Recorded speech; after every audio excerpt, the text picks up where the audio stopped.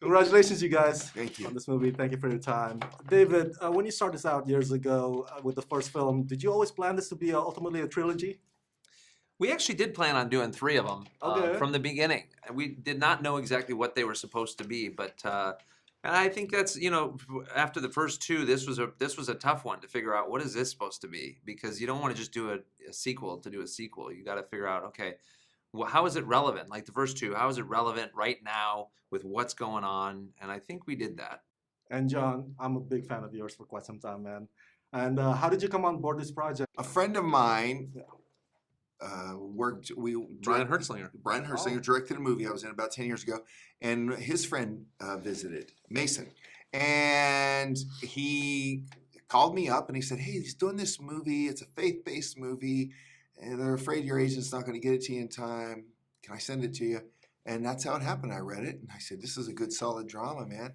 Yeah, let's go." So I kind of shortcutted one avenue and just did it myself. You know that I actually saw that movie years and years ago, and I was always like, John Corbett, man, I would love to work with John Corbett. How do you get John Corbett? And there it is. It was through him. Hollywood That's says pretty that. awesome. Yeah. Well, yeah, everybody says that though. Well, the line that struck me here when I watched the film is when your character said, "I'm trying to sort out my faith. I'm trying to find my sense of God." To both of you, what's your advice to those out there trying to find their sense of God? What does that mean? Yeah, what does that mean? Good luck. Good luck. I don't know any advice that someone could give someone on such an important, heavy subject. I think, it's like finding a wife. All my friends are looking for wives. It's like the same advice.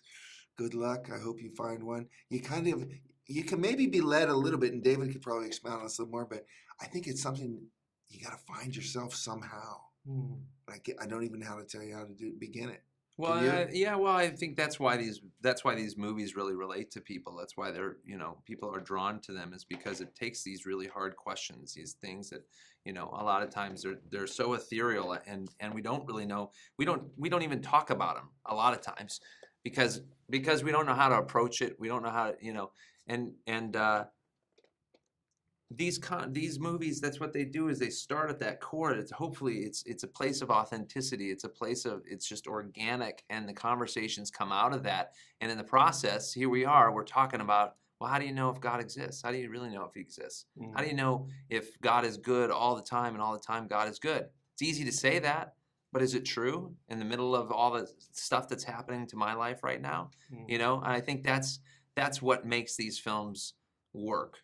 And that's hopefully what people are drawn to, and will find answers in the process. And that goes along with my next question, actually. In a country so divided as it is today, with a lot of people having different opinions about which direction we should go, what is the church's role in all this? Well, yeah, that's the overall question. Is the church relevant today, in the midst of all that stuff? I mean, you have your thoughts on that. I think the church is relevant. From a guy whose opinion, no one except immediate family really cares about. But that's not a question you're going to see on the evening news very much. How relevant is the church? That won't even be the last 5 minutes. That's usually about some cute little seal somewhere. In all that noise, I don't hear that question coming up very much, unless you're dealing with a Christian television station. But on those big ones, But it's such a relevant question that people have. Churches, there's no doubt about it. I think there's the decline in some churches, certainly. But at the other token, there's 150 million people that go to church once a month. Yeah. In the country. So somebody out there has a hunger for it, and I think all of us do. It's just a matter of whether or not we go to church, whether or not we listen to a pastor, whether or not we read the Bible. That's what these films, I think, meet that the void of, is that they're watching. You can go to the theater and you could allow that movie to take you to places that you would never even allow your best friend to take you to, right? And that's what these movies do, is that they open up conversation. How do you be a light in darkness in the midst of? Are you going to contribute to the good? Are you going to love people more? Are you going to, or are you going to just contribute to the darkness and have more hate, bitterness, anger, and all of that stuff? All right. Well, thank you so much, you guys. And congratulations. Thank you. That's Thank it? you so That's much. it.